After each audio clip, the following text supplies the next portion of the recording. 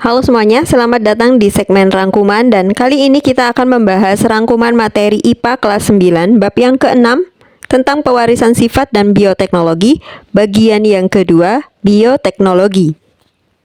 Pengertian bioteknologi adalah pemanfaatan agen biologis seperti mikroorganisme, enzim, sel, DNA untuk menghasilkan produk atau jasa.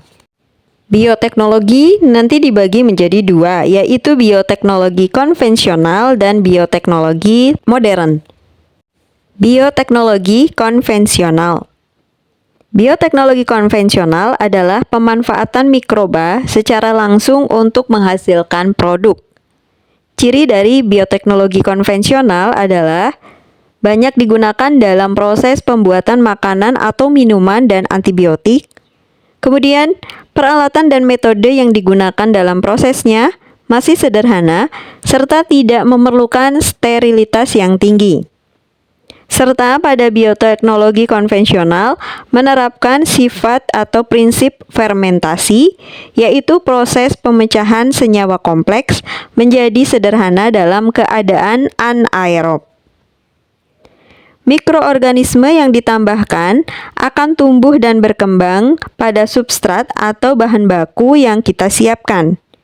Organisme tersebut menguraikan bahan baku atau substrat menjadi senyawa yang lebih sederhana dalam keadaan anaerob. Contoh produk bioteknologi konvensional adalah tempe, roti, keju, kecap, dan juga tauco. Bioteknologi modern. Adapun bioteknologi modern ini ditandai dengan adanya rekayasa. Bioteknologi modern berkembang sejak ditemukannya struktur DNA dan juga adanya rekayasa genetika atau sel.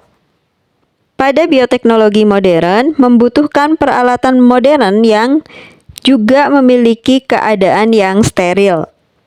Contoh bioteknologi modern, kultur jaringan, bayi tabung, cloning, teknologi hibridoma, dan juga DNA rekombinan. Pengertian dari kultur jaringan adalah teknik untuk memperbanyak tumbuhan dari jaringan atau organ tertentu dalam media bernutrisi dan steril. Teknik kultur jaringan memanfaatkan sifat totipotensi tumbuhan yang tinggi karena tumbuhan memiliki sifat meristematik atau aktif membelah.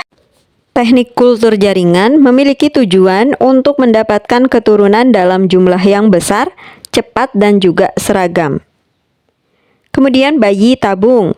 Bayi tabung bertujuan untuk mengatasi pasangan yang kesulitan mendapatkan keturunan.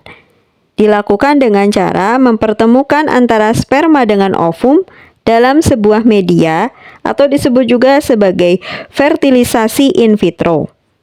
Setelah ovum dibuahi, maka akan mengalami pembelahan.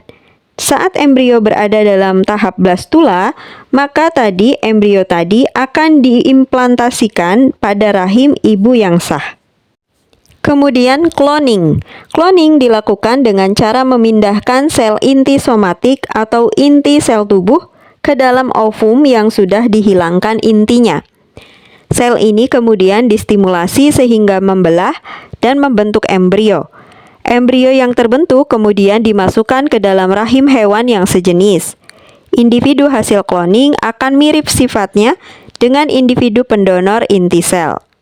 Hewan yang sangat terkenal dari hasil cloning adalah domba Dolly, di mana pada waktu itu melakukan cloning atau transfer inti.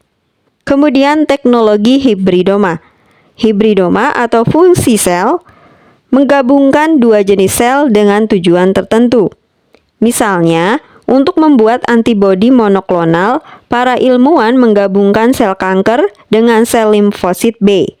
Sel kanker memiliki sifat cepat membelah, sedangkan sel limfosit B dapat menghasilkan antibodi.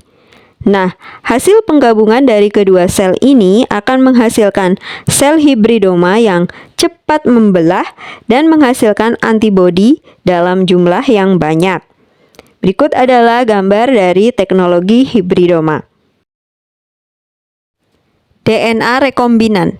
DNA rekombinan artinya teknik penggabungan dua jenis DNA yang bertujuan untuk menghasilkan produk tertentu.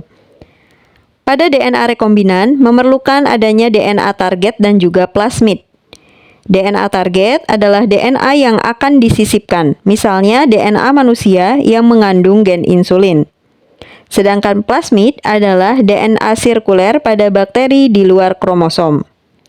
Pemilihan plasmid ini dikarenakan bentuknya yang sederhana, mudah direkayasa, dan juga dapat memperbanyak diri.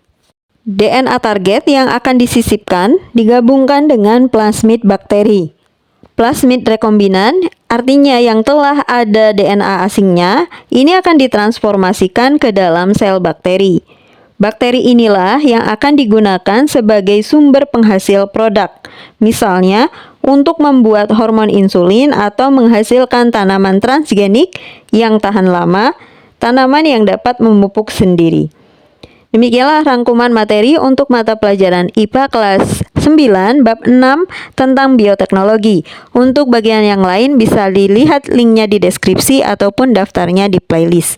Semoga bermanfaat dan terima kasih.